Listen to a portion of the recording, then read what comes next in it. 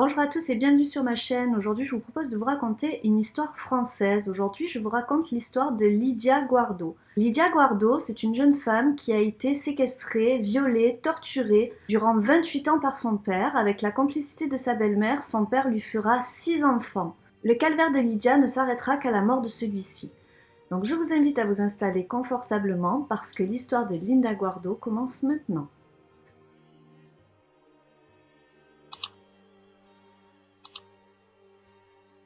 En 1956, Raymond Guardo et Jacqueline se marient. Ensemble, ils ont 2 enfants, Bruno et Nadia. En 1962, Raymond est en prison et Jacqueline lui apprend qu'elle est enceinte d'un autre homme.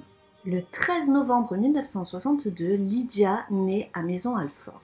À sa sortie, Raymond refait sa vie avec une visiteuse de prison prénommée Lucienne. Jacqueline avait refait sa vie et elle avait confié ses 3 enfants à la DAS. Un soir, Raymond se rend dans la famille d'accueil dans laquelle ses enfants sont placés avec un fusil et il exige de récupérer ses enfants. Raymond, Lucienne et les 3 enfants vivent dans une cité HLM de Meaux, donc les parents sont imprimeurs et les enfants ne vont pas à l'école. Et puis, il ne voulait pas qu'on aille à l'école. Il disait qu'on lui appartenait. Raymond interdit aux enfants de parler aux voisins et aux personnes étrangères à la famille. Et c'est aussi à cette période qu'il commence à violer Nadia. Un jour, les enfants descendent en bas de l'immeuble pour aller jouer, et lorsqu'ils remontent, Lucienne les trouve particulièrement sales. Aussi, elle décide de remplir la baignoire d'eau bouillante, de mettre de la javel, et elle demande à Lydia de rentrer dans la baignoire. Donc dans un premier temps, Lydia va refuser de rentrer dans la baignoire en disant que l'eau est trop chaude, mais Lucienne va l'obliger à rentrer dans la baignoire. Donc lorsque Lydia se plongera dans la baignoire, elle sera prise de malaise tellement que l'eau était chaude. Et le calvaire ne s'arrête pas là puisque Lucienne va prendre une brosse et va se mettre à brosser Lydia à l'intérieur de son bain. Donc Lydia va faire un malaise des suites des douleurs trop intenses et Bruno, le frère de Lydia, va appeler Raymond pour lui dire que la vieille a fait une bêtise avec Lydia et qu'il faut qu'il vienne immédiatement.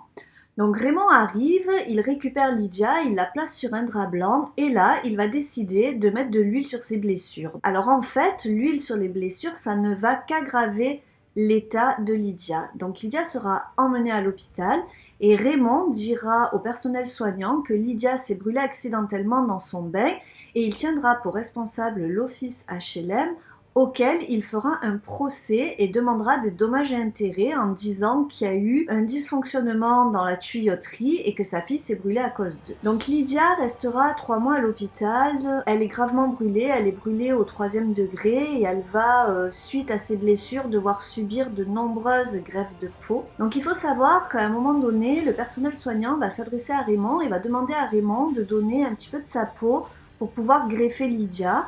Étant donné qu'il est son père, il est compatible et les risques de rejet sont minimes, sauf que Raymond refuse et il dira au personnel soignant qu'il n'est pas le père biologique de Lydia. Un jour, Raymond va décider que maintenant, il est temps pour Lydia de quitter l'hôpital, il va se rendre à l'hôpital et exiger de récupérer sa fille, il va présenter un certificat médical de son médecin traitant attestant qu'il ferait lui-même les pansements et qu'il récupérerait sa fille. Donc au départ, les douleurs étaient trop intenses lors des changements de pansement et Raymond a demandé conseil à un ami qui lui a conseillé d'acheter des petites fioles d'éther et de faire renifler les fioles d'éther à Lydia juste avant le changement de pansement. Donc Raymond va suivre ce conseil et il va faire renifler à Lydia les petites fioles d'éther avant le changement de pansement. C'est dans ces circonstances-là que Raymond va commencer à pratiquer des attouchements et à violer Lydia. Donc il faut bien savoir qu'à ce moment-là, Lydia a 8 ans. Donc nous sommes toujours dans l'HLM de Meaux avec la famille Lucienne, Raymond, Bruno, Nadia et Lydia. Et Raymond viole quotidiennement ses 2 filles. Il les séquestre dans leur chambre et il dispose d'elles plusieurs fois par jour à sa guise, sous le regard complice de la belle-mère qui ira même jusque parfois à regarder par le trou de la serrure lorsque Raymond viole ses filles. Raymond va faire une demande de pension d'invalidité pour Lydia et grâce à cette pension d'invalidité, il va gagner de l'argent. Il veut faire diagnostiquer Lydia invalide à 100% et il lui demande donc de se mettre dans un fauteuil roulant et lui ordonne de ne pas se lever. Finalement, Lydia sera considérée comme invalide à 80% et chaque mois, elle recevra une pension d'invalidité. En 1975, Lydia a 13 ans et la famille se fait virer de l'office HLM. Alors il décide de partir s'installer dans une ferme abandonnée d'un petit village de Coulomb. Raymond a acheté cette ferme avec l'argent de la pension qu'il reçoit pour Lydia. Donc en fait, c'est la pension de Lydia qui chaque mois va permettre à Raymond de payer les mensualités du crédit qu'il a contracté pour pouvoir acheter cette ferme. Malheureusement, là, à l'abri des regards, Raymond va pouvoir en toute impunité abuser de ses 3 enfants. Bruno fuguera du domicile à 15 ans et lors des 18 ans de Nadia, il viendra la récupérer en abandonnant Lydia aux mains de son bourreau. Lydia va tenter de fuir plusieurs fois. Une fois, après avoir reçu de nombreux coups de la part de son père, elle s'est enfuie du domicile en pleine nuit et a été récupérée par les gendarmes. Et là, les gendarmes n'ont rien trouvé de mieux que de la ramener à son père. Le père de Lydia avait un petit camion d'imprimerie, il se postait sur les parkings des centres commerciaux et là, en fait, il avait fait imprimer une banderole avec les photos de Lydia, des brûlures de Lydia, en disant que Lydia avait été brûlée par l'office HLM, qu'elle était handicapée, tout ça pour attirer la compassion des clients. Et en fait, bien souvent, il prenait aussi Lydia avec lui dans son camion et il exposait au regard des futurs clients. Lorsque Lydia aura 18 ans, Raymond jugera que c'est le moment pour elle de prendre un nouveau rôle dans la famille. Donc le couple est stérile et Raymond décide que Lydia sera la mère de ses futurs enfants. Donc en fait, c'est Lucienne qui va chaque mois noter les règles de Lydia, calculer le moment de l'ovulation et prévenir Raymond. À cette période-là, à chaque fois que Lydia sera violée, elle sera attachée, les pieds en l'air, de façon à favoriser une future grossesse. Lydia aura donc 6 enfants avec Raymond. À chaque accouchement, Raymond va amener Lydia dans une maternité un peu plus éloignée de son domicile et il va faire passer Lydia pour folle, un petit peu retardée mentalement. Il va dire au personnel soignant qu'il ne connaît pas le père des différents enfants de Lydia et il va rester nuit et jour au chevet de sa fille. Donc en fait, ce qu'il faut savoir, c'est que Raymond, c'était un homme qui était quand même assez impressionnant. Il était extrêmement grand et costaud, mais surtout, il était assez agressif verbalement et physiquement. Et donc, lorsqu'il était à l'hôpital, il imposait un petit peu sa loi et c'est ainsi qu'il pouvait rester quasiment nuit et jour aux côtés de Lydia. À la sortie de la maternité, les enfants étaient enlevés à Lydia et ils étaient ensuite confiés à Lucienne, qui deviendra la mère des enfants. Donc c'est elle qui se fera appeler maman. Et c'est elle qui s'occupera des enfants à leur naissance. Donc les enfants ne côtoyaient pas Lydia au quotidien parce qu'en fait Lydia, elle vivait à l'écart de la propriété dans une dépendance. Et en fait pour les enfants, Lydia, c'était simplement une personne qui vivait sur la propriété, mais elle ne faisait pas partie à proprement dit du foyer et de la famille. Donc un jour que Lydia est avec son père dans le camion sur le parking d'un supermarché avec l'un de ses fils qui vient de naître et qui est assez chétif, donc on l'a autorisé à garder son fils avec elle exceptionnellement. Donc Lydia va partir en courant et va tenter de fuir. Elle va courir jusqu'à la gare et là elle va prendre un train en direction de Paris. Lorsqu'elle arrivera à Paris avec son nouveau-né dans les bras, elle ne connaît personne. Elle n'est jamais sortie de son environnement familier, elle ne sait pas lire, elle ne sait pas écrire et elle va se trouver complètement perdue à Paris. Alors elle sera récupérée par des policiers, après avoir pris des renseignements sur son identité, la ramèneront encore une fois chez son bourreau. J'étais une clocharde presque, je savais rien. Et les flics, ils ont appelé mon père. Ils m'ont rendu à mon père. On m'a toujours rendu à mon père, c'est ça que je comprends pas. Ce qui est assez incroyable dans cette histoire, c'est que tout le monde savait que Raymond et sa fille avaient des enfants ensemble et personne n'a rien fait, personne n'a bougé. Le maire adjoint de la commune dira qu'il avait bien alerté la police, qu'il avait fait un signalement à propos de cette famille, mais en fait, les policiers, lorsqu'ils allaient taper chez Raymond pour demander des explications, ils étaient souvent reçus de façon très agressive, verbalement. Ils n'avaient pas très envie d'aller frapper chez Raymond, donc en fait, personne n'est intervenu. Et c'est ainsi que Raymond se sentait intouchable. Il avait pour habitude de dire qu'il avait des dossiers sur certaines personnes haut placées. En fait, Raymond était un imprimeur et il imprimait des tracts du RPR et il connaissait certaines personnes placées dans la politique. Et il avait pour habitude de dire que s'il lui cherchait des noises, il ferait travailler son imprimerie et il sortirait les dossiers qu'il a sur eux. Lorsque Lydia sera ramenée chez elle suite à sa seconde fugue, Raymond va être extrêmement en colère et il va faire monter d'un degré encore le niveau d'atrocité. Donc à partir de ce moment-là, il va enfermer Lydia dans le grenier et elle restera enfermée dans ce grenier durant 6 mois. Donc vous devez bien imaginer que le grenier dans lequel Lydia était enfermée, c'était une pièce sombre qui n'avait pas de fenêtre, qui était sous les toits, qui n'avait pas d'isolation. Donc en hiver, il faisait extrêmement froid et en été, il faisait extrêmement chaud. Lydia n'était quasiment pas alimentée. Elle témoignera que pendant 2 semaines, son père a oublié de lui donner à manger et elle a été contrainte de manger ses excréments. Un jour, on m'a dit t'es pas contente, t'as qu'à bouffer de la merde. Moi, j'ai bouffé ma merde. Donc à cette période également, Raymond va monter un niveau dans les atrocités qu'il fait subir à Lydia et il va se mettre à la mutiler gravement.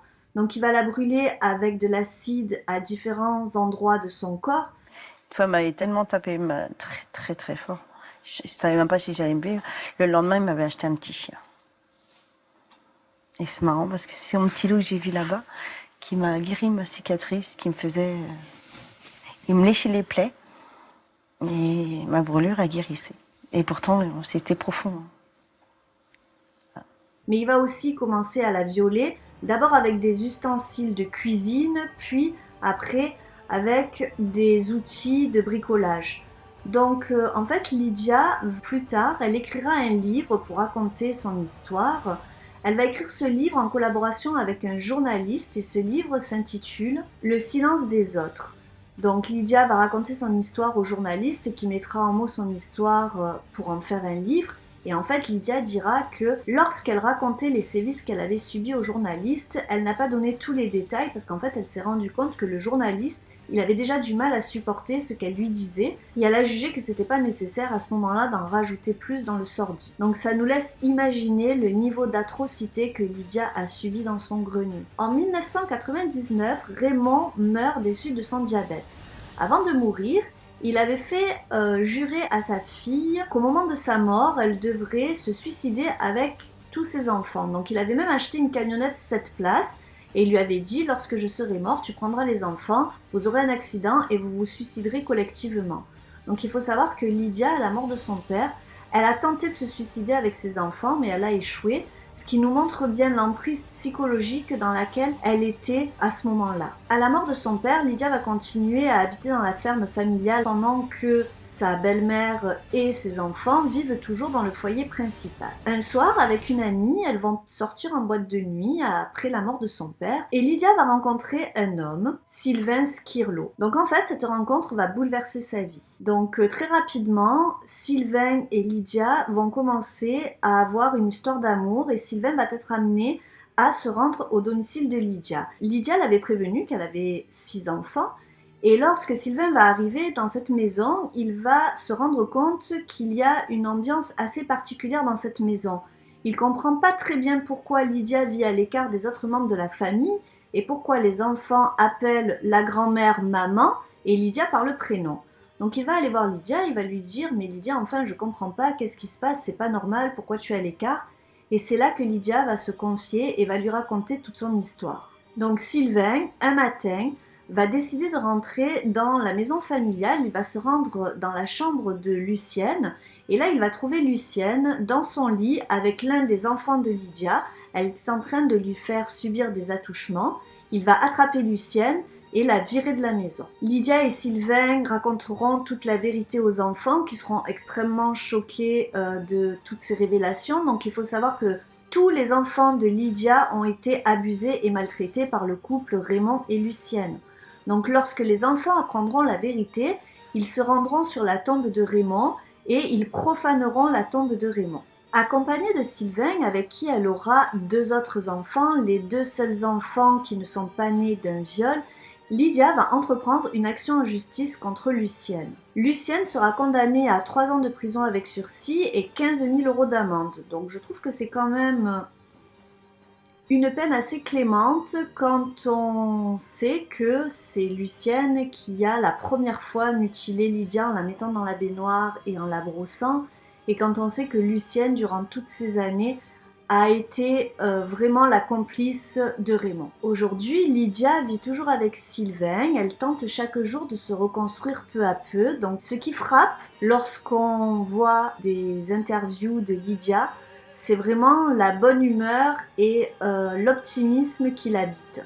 Donc je suppose que ça ne doit pas être tous les jours facile quand on a subi de telles atrocités, mais Lydia a choisi la vie, elle a choisi de vivre et elle a choisi d'avancer. Voilà, c'est tout ce que j'avais à vous raconter sur l'affaire de Lydia Guardo, cette jeune femme qui a été violée, séquestrée, torturée durant 28 ans par son père, qui lui aura fait 6 enfants et qui ne se trouvera délivrée de cet enfer que lorsque son bourreau va mourir. Merci d'avoir regardé cette vidéo jusqu'au bout, n'hésitez pas à me dire en commentaire ce que vous en avez pensé. Si vous avez envie que j'aborde certains cas particuliers, c'est aussi en commentaire que ça se passe. N'hésitez pas à vous abonner, je vous dis à très vite et surtout, restons prudentes.